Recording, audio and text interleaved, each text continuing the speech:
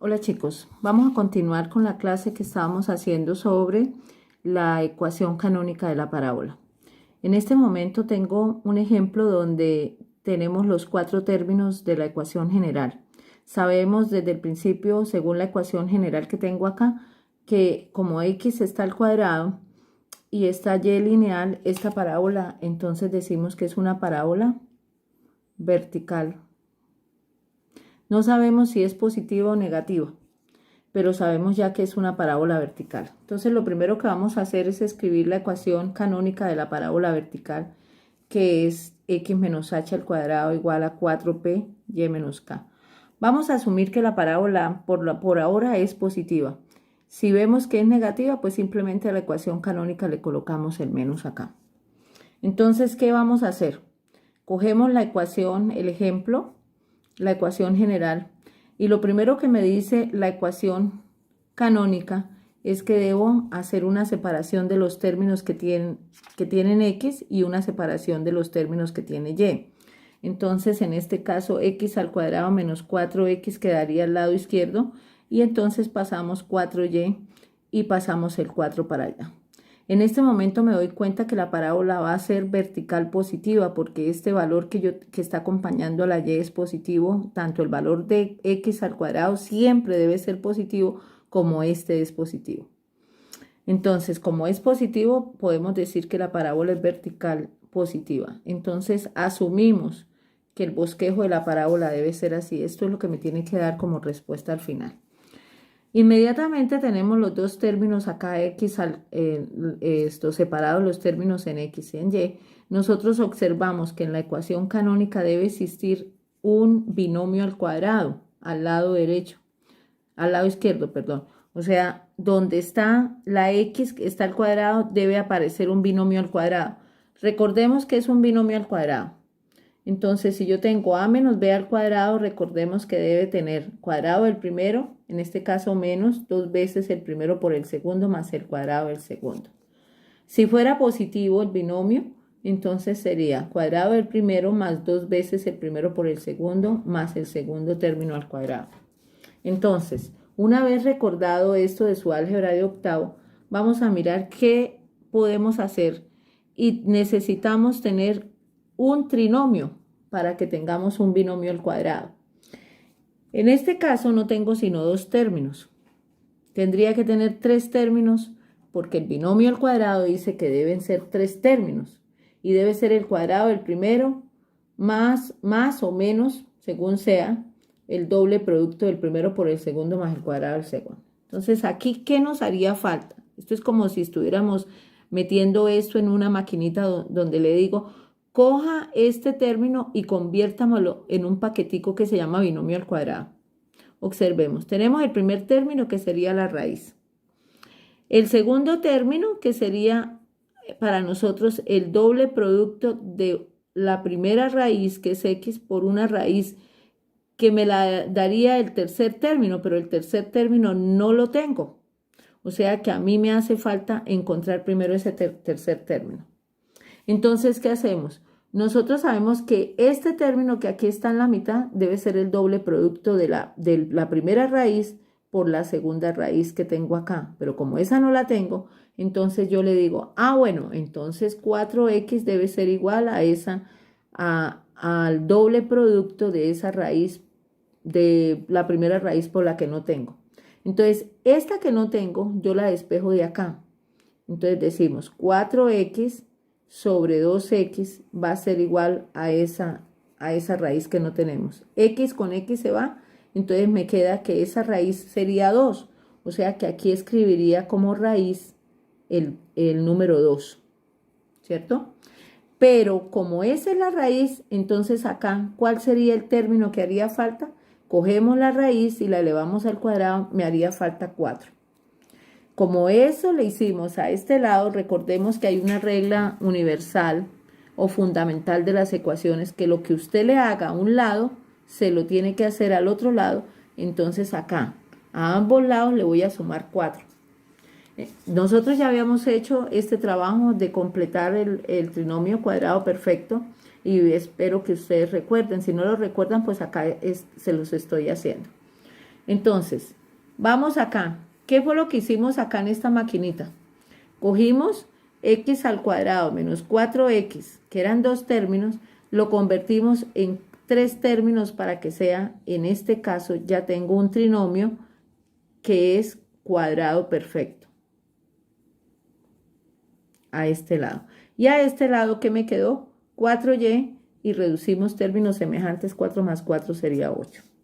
Por lo tanto, ya como tengo aquí el trinomio cuadrado perfecto que cumple estas características, entonces ahora sí puedo hacer lo contrario de la extensión, de la expansión, puedo hacer un comprimido, es decir, el paquete. Y entonces aquí, ¿cuál sería el paquete? El primer término es x. El segundo término sería la raíz de 4, que es 2. El signo sería el signo que tenga la mitad, que es el menos. Y entonces tendríamos eso al cuadrado igual a 4y más 8. Si volvemos a comparar con la ecuación canónica, que es esta, nosotros nos damos cuenta que el lado izquierdo ya lo tenemos de la ecuación canónica. Ahora nos hace falta trabajar el lado derecho. Entonces el lado derecho me sugiere que la y debe estar sola. Entonces, ¿qué hacemos? Voy a pasar acá para decir, el lado izquierdo ya lo tengo y el lado derecho, entonces tengo que sacar un factor común para que la y me quede sola. Entonces, de 4y el factor sería 4, ¿cierto? ¿Qué hacemos? Le sacamos el factor común a 4 y en y me queda 4 por y, es 4y. Y entonces el factor común de 8 sería 2, para que nos quedara la propiedad distributiva 4 por y, 4y. 4 por 2, 8. Por lo tanto, ya tenemos la ecuación general. Ahora, ¿qué me haría falta encontrar? Ya tengo los dos paquetes a cada lado. Ustedes ven, paquete de x al cuadrado y paquete de y solita. Ahora me haría falta encontrar qué es p. Pero como ya tenemos que es 4, entonces puedo decir que p es 1, para que 4 por 1 me quede 4, que es lo mismo que tengo acá. Y ahora sí, tengo todos los elementos que me da la ecuación canónica. Tengo la ecuación canónica. Entonces ahora vamos a leer. ¿Qué es h y k? Nosotros hemos visto en la guía que les mandé que h y k son las coordenadas del vértice. Pero aquí vamos a observar que cuando yo leo h, si la ecuación canónica es x menos h al cuadrado igual a 4 por p por y menos k, puedo decir que si este menos es este menos, entonces h vale 2. Y si este menos aquí en la ecuación, ejemplo, que nosotros estamos haciendo, se convirtió en más, es porque k vale menos 2. O sea que el vértice sería 2 menos 2. ¿Qué más podemos decir? Que además, entonces yo puedo venirme acá y empezamos a hacer la gráfica. Ya sé que es una parábola vertical, ¿cierto? Positiva. Y entonces, ¿qué hago? Vengo y localizo el vértice. 1 y 2 en x y en y menos 1 y menos 2. Entonces el vértice estaría acá. Como el vértice de una vez me da el eje focal o el eje de simetría, entonces ¿qué hacemos? Trazamos el eje de simetría o eje focal que debe ser paralelo a y. Y también sabemos que ella va a abrir hacia arriba porque desde el principio dijimos que era positiva, por eso es que estamos trabajando la ecuación canónica positiva. Entonces, ¿qué hacemos? Necesito saber dónde queda el foco. El foco dónde quedaría, como P vale 1, que fue lo que descubrimos acá, ¿cierto? Que P valdría 1. Entonces, me paro acá en el vértice y como P es la distancia del vértice al foco, subo 1. Y entonces el foco de esta parábola, ¿qué sería? Dejé 2 igual, porque no se movió la coordenada en X, y me desplacé hacia arriba 1. Entonces, como estaba menos 2, le sumo 1 a la Y. Y la directriz está hacia abajo. Pasa por este punto. ¿Cuál es ese punto por donde pasa la directriz? Entonces, en X2 y de menos 2 que estaba me desplacé hacia abajo 1 y entonces me quedaría acá. Y puedo decir que esta recta que yo estoy trazando por este punto es la directriz de esa parábola. Entonces tenemos el foco, que ya puedo escribir acá que el foco tiene coordenadas 2 menos 2 más 1, menos 1, y la directriz es una recta cuya ecuación sería y igual a menos 3 y que pasa por el punto 2 menos 3. Pero todavía no he podido dibujar la parábola. Entonces necesitaría hacer una tabulación para encontrarla, porque ya sé que este es el vértice y sé que si este es el vértice, este es el eje de simetría. Entonces con un punto que encuentre hacia un lado o al otro por tabulación me bastaría. Voy a hacer aquí la tabulación. Entonces le doy valores a X y entonces nosotros sabemos qué valores de X podemos encontrar. Ella está en todos los reales. El dominio son todos los reales. Entonces vamos a ver qué pasaría cuando la X vale 0. Voy a hallar este punto. A ver, si la X vale 0, ¿cuánto valdría la Y? Entonces, ¿cómo hacemos para tabular? Necesito encontrar cualquiera de las ecuaciones que tengo aquí, que cualquiera de esas siempre es la misma.